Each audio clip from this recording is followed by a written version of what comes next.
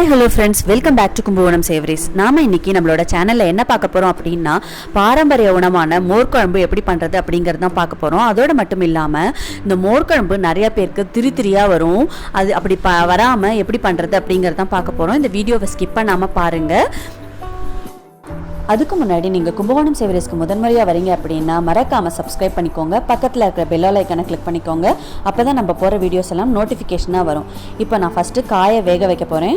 காய்க்கு தேவையான தண்ணி சேர்த்துக்கிறேன். நான் வந்து பூசணிக்காய் எடுத்துகிட்ருக்கேன். பூசணிக்காவை க்யூபாக கட் பண்ணி எடுத்துக்கணும். அப்புறமா மோர் குழம்புக்கு தேவையான உப்பையும் இது கூடயே சேர்த்து வேக வைக்கணும். சில பேர் மஞ்சப்பொடி சேர்ப்பாங்க. அது வந்து கலருக்கு மட்டும்தான், தேவைன்னா நம்ம சேர்த்துக்கலாம்.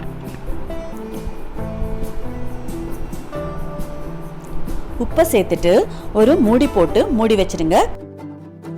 காய் வேகட்டும். அதுக்குள்ள இதுக்கு என்னென்ன அரைக்கிறதுக்கு தேவைன்னு பார்க்கலாம். அரை மூடி தேங்காய், துருவின தேங்காய்,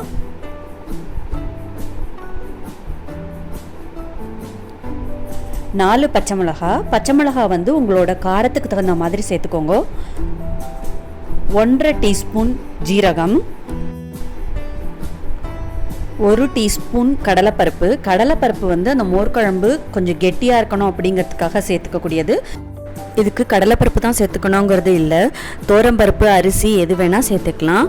இப்போது கடலைப்பருப்பு, பச்சை மிளகா, ஜீரகம் இது எல்லாத்தையும் கொஞ்சமாக தண்ணி விட்டு ஒரு 10 மினிட்ஸ் ஊற வைக்கணும்.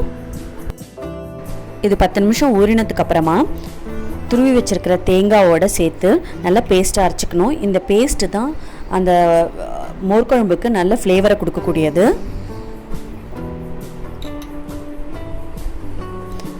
இது மாதிரி நல்லா நைஸாக அரைச்சிக்கணும்.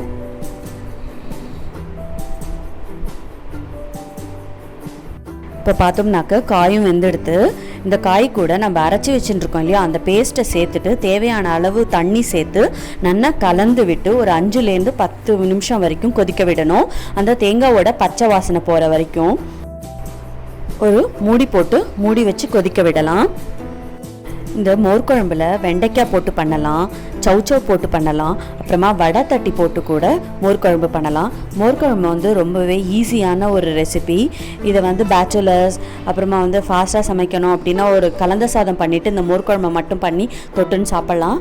இப்போ இந்த மோர் குழம்புக்கு நான் வந்து 1/2 லிட்டர் தயிர் எடுத்துட்டுருக்கேன். இது 4 பேருக்கு நான் பண்ணுறதுனால 1/2 லிட்டர் எடுத்துட்டுருக்கேன். தயிரை நல்லா கடைஞ்சி கெட்டி தயிராக எடுத்துக்கணும். மோராக இல்லை, தண்ணி சேர்க்கக்கூடாது, கெட்டி தயிராக எடுத்துக்கணும். கடைஞ்சாதான் அதில் வந்து அந்த திரியாக இல்லாமல் இருக்கும். இப்போது இது வந்து பச்சை வாசனை போக கொதிச்செடுத்து இப்போ இது கூட நம்ம அந்த தயிரை சேர்க்க போகிறோம். தயிரை சேர்த்து நல்லா கலந்து விட்டுணும். நல்லா கலந்து விட்டுட்டு கரண்டி எடுத்துடணும். அதுக்கப்புறம் மோர் குழம்பை டிஸ்டர்ப் பண்ணவே கூடாது.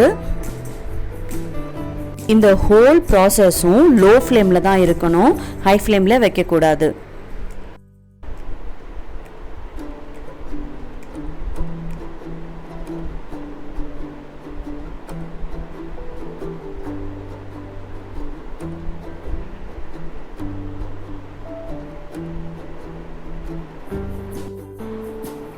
பார்த்தோன்னா லைட்டாக நுரைச்சி வரும்.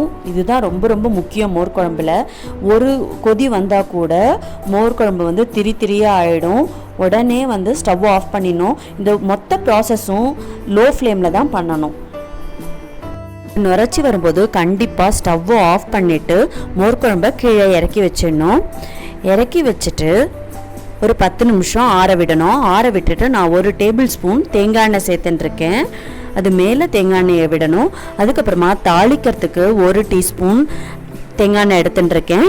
அதில் கடுகு, ஃப்ரெஷ்ஷாக இருக்கிற கருவேப்பிலை இது ரெண்டுத்தையும் போட்டு தாளித்து அந்த மோர் குழம்பு மேலே விடணும். விட்டுட்டு அப்படியே மூடி வச்சிடணும். மூடி வைக்கும்போது அந்த தேங்காய் எண்ணெயோட ஃப்ளேவர் வந்து மோர் குழம்புல இறங்கி ரொம்ப டேஸ்ட் ரொம்ப நல்லா இருக்கும். இதை நீங்களும் உங்கள் வீட்டில் ட்ரை பண்ணி பாருங்கள். ட்ரை பண்ணி பார்த்துட்டு எப்படி இருந்தது அப்படிங்கிறத எங்களுக்கு கமெண்ட் செக்ஷனில் கமெண்ட் பண்ணுங்கள். அதோடு மட்டும் இல்லாமல் இந்த வீடியோவை உங்களோட ஃப்ரெண்ட்ஸ் கூடயும் ரிலேட்டிவ்ஸ் கூடயும் ஷேர் பண்ணிக்கோங்க. இந்த வீடியோ உங்களுக்கு பிடிச்சிருந்தது அப்படின்னா லைக் பண்ணிக்கோங்க. அதோடு மட்டும் இல்லாமல் நம்மளோட கும்பகோணம் சேவரீஸை மறக்காமல் சப்ஸ்கிரைப் பண்ணிக்கோங்க. இந்த வீடியோவை கடைசி வரைக்கும் பார்த்ததுக்கு ரொம்ப நன்றி. பழமையை புகுத்துவோம், பாரம்பரியத்தை காப்போம், ஆரோக்கியத்துடன் வாழ்வோம். தேங்க்ஸ் ஃபார் வாட்சிங்.